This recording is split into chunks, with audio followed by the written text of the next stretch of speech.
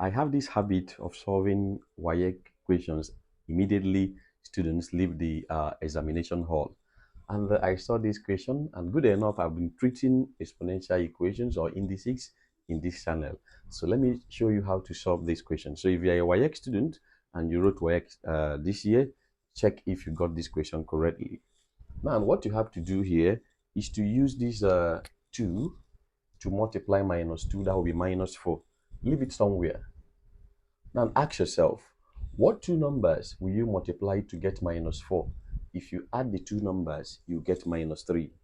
Of course, the numbers should be, let me repeat 2n squared first.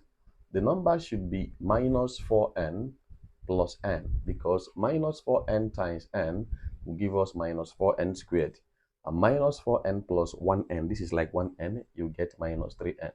Then repeat your minus 2 all over. The same thing happens here. Use this 2 to times 1. 2 times 1 is 2. So that is 2n squared. What two numbers you times to get 2? If you add, you get 3. Of course, the numbers are 2 and 1. 2 times 1 is 2. 2 plus 1 is 3. So coming here, you can write 2n squared plus 2n plus n, because 2n plus n is 3n.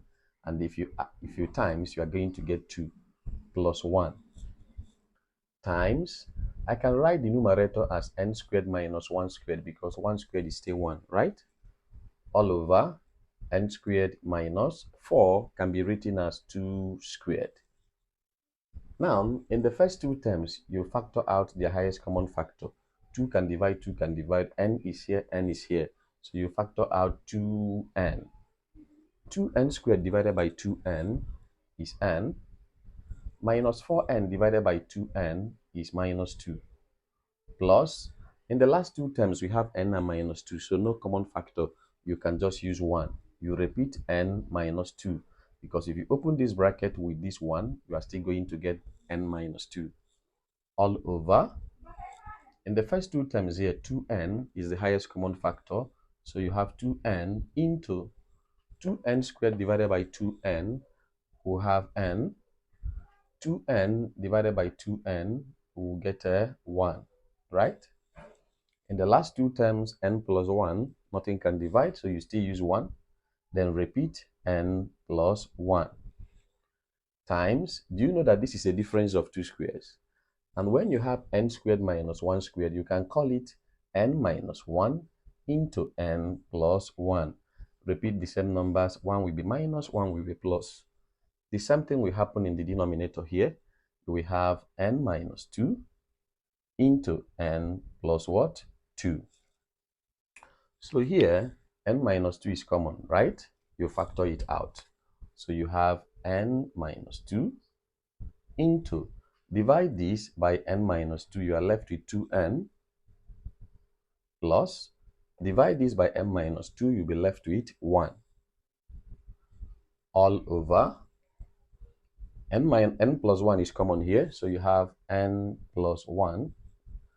Divide this by n plus 1, you'll be left with 2n, so you write 2n. Divide this by n plus 1, you'll be left with 1.